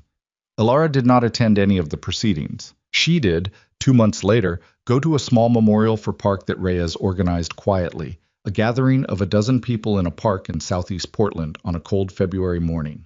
She stood at the back and said nothing, and afterward walked home, through a city that didn't know what had happened in it, which was the usual condition of cities and usually didn't bother her, and on that particular morning did. She photographed the memorial. She didn't publish the photographs. Some things weren't for publication. What? She went to see Damien on a Thursday in December, 3 weeks after Reyes's call, driving her new car, a used Subaru, sensible, better brakes than the Civic had ever had, up into the Oregon Hills on roads she now knew well, through the tree cover and past the gate that opened before she reached it. He met her at the door of the main building, which was smaller than she remembered, or maybe she just remembered it differently now that the threat architecture had changed. He was wearing the dark suit without the tie, collar open, as he'd been the first time she'd seen him clearly in the daylight. He was walking without difficulty, which she noticed and filed alongside the particular complicated warmth that had taken up residence in her chest over the past 3 weeks, every time she thought about what Reyes had said. The walking issue has been resolved. They stood at the door for a moment in the cold December air. You came, he said. I came, she said. He looked at her face with the complete attention she had never stopped finding, simultaneously unnerving and something else she had a better word for now. Then he held the door and she walked past him into the warmth of the compound's main room, where a fire was going in the stone fireplace, and the table had been cleared of its operational debris. And through the tall windows, the Oregon hills were white with the first snow of the season, quiet and very still. She set her camera bag down. He sat across from her at the table, and she sat. And they were quiet for a moment, the fire and the snow light between them, and she thought about Wednesday nights and rivers, and a hand closing around her wrist in the dark, and she thought about Park and Webb's daughter, who was 11, and 41 federal counts, and a photographer credit in a single line at the bottom of a national story. She thought about $43 in a checking account, the camera card in her jacket pocket, 800 photographs that had changed the configuration of everything. You said you wanted to talk about the next part, she said. I did, he said. So talk, she said. He looked at her across the table, and the fire moved in the fireplace, and the snow came down outside with the particular silence of the first snow, and whatever he said next. And she already knew, with the bone-deep certainty of someone who had been reading a face for 3 days and 3 weeks, and would apparently be reading it for some time to come, that it would not be simple, that nothing about this was simple, that simple was a thing that had never once been available in this story and was not going to make a late appearance now. Whatever he said next, she was already leaning forward slightly to hear it, because she had driven up into the Oregon hills on a December Thursday, because she had set down her camera bag, because some choices, she had learned, were made not in the moment of decision, but in the long series of moments that preceded it, each one small and ordinary and unremarkable in itself, each one a fraction of a direction, until you looked up and found yourself somewhere you hadn't planned on being and understood, with a clarity that was better than any photograph she'd ever taken, that you had been heading here all along. She was not surviving anymore. She was beginning. And that after everything, the river and the warehouse and the hospital corridor and all the cold, difficult, unglamorous miles between them, was the most extraordinary thing she had ever photographed with a camera that wasn't in her hands. Some things you just had to see with your own eyes. And keep.